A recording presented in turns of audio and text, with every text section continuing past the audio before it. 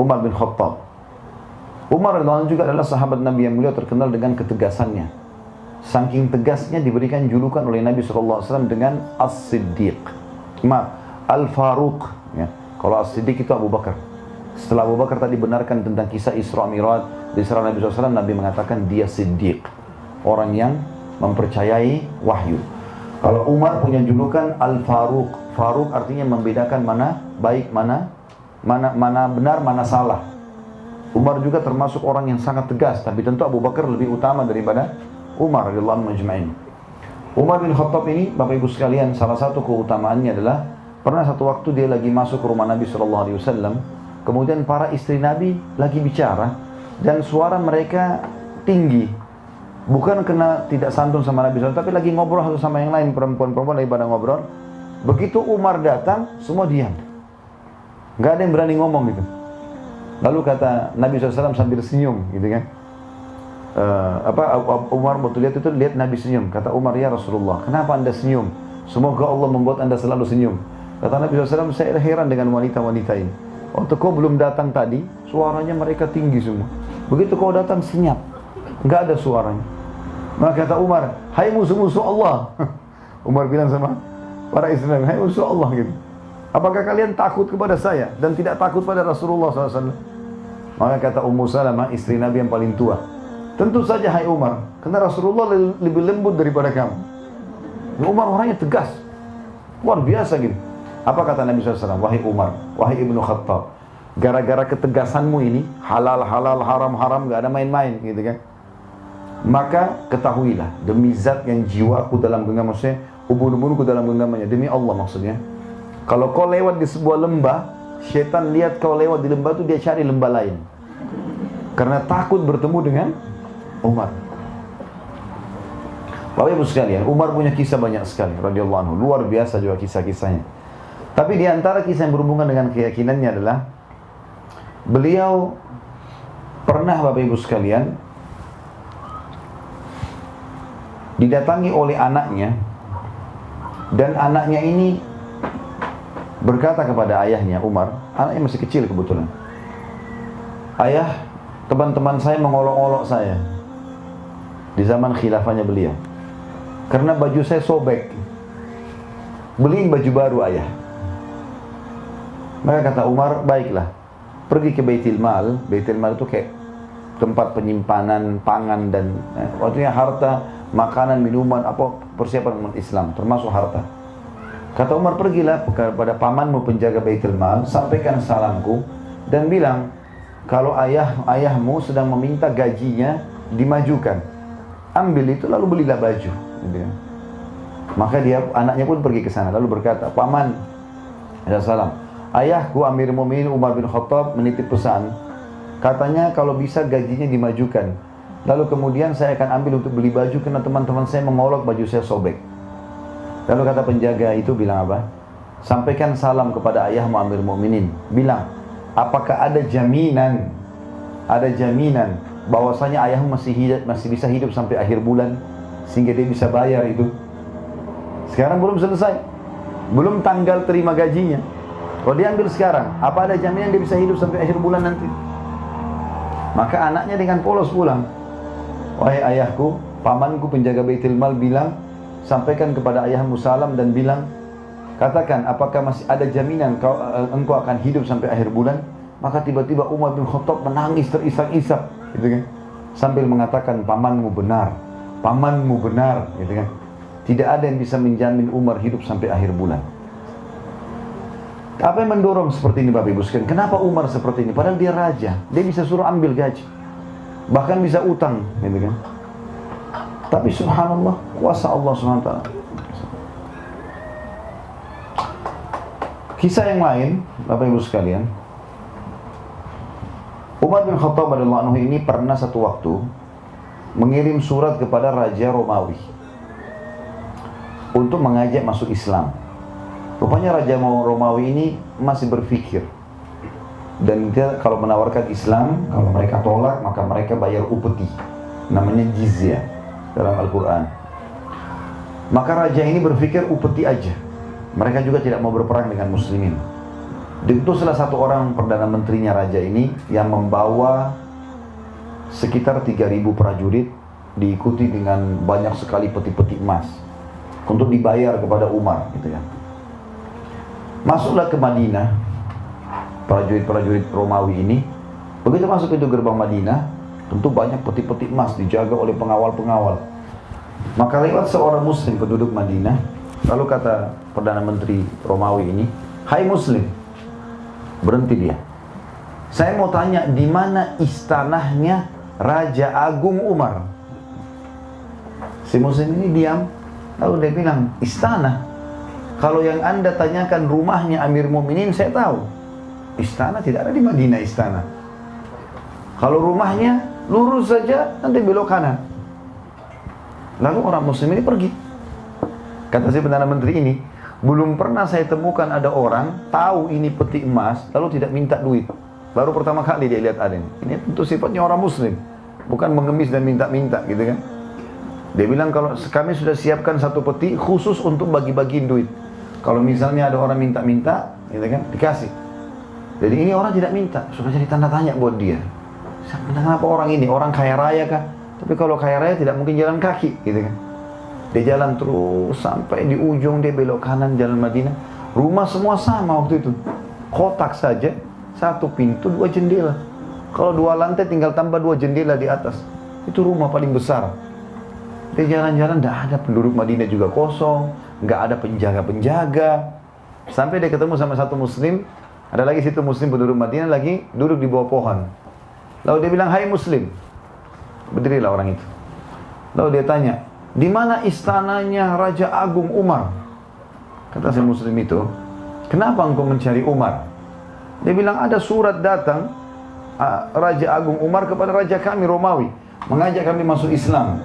Dan Raja kami masih menolak, maka kami membawa ini upetinya. Kami akan bayar." Ya. Maka dia bilang, "Kami mau bayar, mau bertemu dengan Umar." Lalu orang itu pun melihat kiri kanan, dia lihat banyak sekali peti. Dia mengatakan, "Bagaimana ini orang lagi bicara sementara dia di bawah, perdana menteri di atas kuda ya." Kata orang itu, "Bagaimana kalau yang di depanmu ini Umar?" Maka orang itu bingung, "Apakah Anda betul Umar?" Kata dia, "Iya, saya Umar." Turunlah perdana menteri ini, begitu menghadap depan Umar lalu dia mengatakan, "Asyhadu an la ilaha illallah wa anna Muhammad Rasulullah." Masuk Islam. Kata Umar, "Kenapa kau masuk Islam?" Dia bilang, "Saya sudah lama dengar nama Anda dan saya sekarang baru tahu kenapa orang-orang di negeri saya kalau dengar nama Anda saya sudah ketakutan." Gitu kan. "Anda di sini ngapain? Di bawah pohon Amir Mu'minin." Dia bilang, "Saya lagi tunggu baju saya dicuci." Umar bilang, dia cuci bajunya sendiri, dia gantung depan rumah. "Saya lagi tunggu kering." Jadi duduk di bawah pohon. "Apakah Anda tidak punya pengawal?" "Nggak ada pengawal. Saya bersama dengan Allah."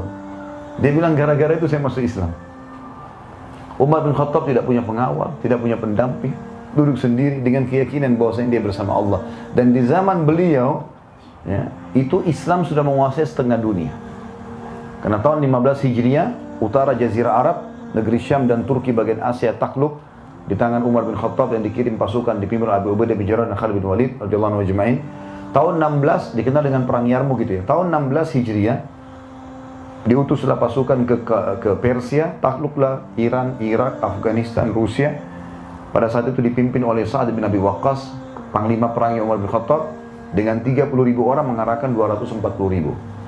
Tahun 20 Hijriah, Umar berkuasa dari tahun 13 sampai 23. Tahun 20 Hijriah, beliau utus lagi pasukan 8.000 orang menuju ke Mesir, dipimpin oleh Amr bin As radhiyallahu anhum ajma'in. Tembus Mesir, Afrika Utara, Mesir, Tunis, Jazair, Maroko, seluruh Afrika bahkan Spanyol nanti terbuka masuknya Islam di sana. Setengah dunia dikuasai, nggak ada pengawalnya satupun. Apa yang membuat Umar bin Khattab bisa lakukan ini, Bapak Ibu sekalian? Bahkan Umar bin Khattab tidak pernah tidur di malam hari kecuali sudah keliling Madinah, tidak ada pengawalnya, sendirian jalan. Kisah yang masyhur mungkin Bapak Ibu pernah dengar, kalau sudah mendengar alhamdulillah, kalau belum dengar bisa diambil pelajaran. Satu malam Umar bin Khattab pernah sakit 3 hari. Satu hari pernah sakit 3 hari, nggak keluar, dan biasanya beliau keluar setiap hari. Lihat orang-orang Madinah kalau sudah tidak ada lagi yang perlu baru dia tidur gitu. Sendirian jalan.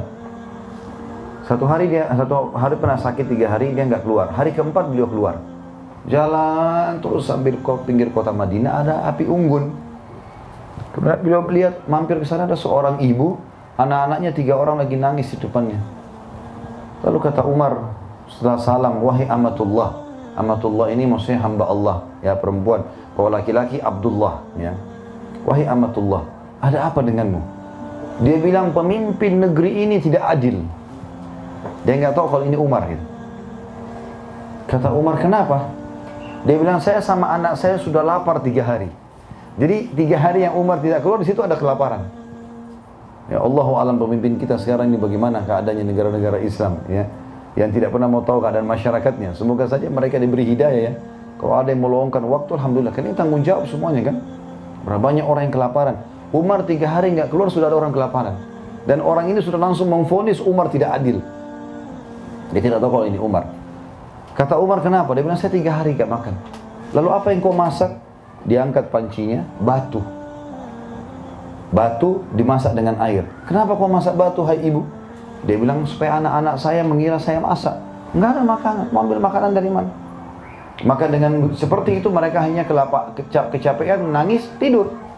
Itu yang saya lakukan selama 3 hari. Maka Umar bilang, baik, tunggulah sebentar. Umar tidak pakai tunggu, langsung ke Baitul Mal.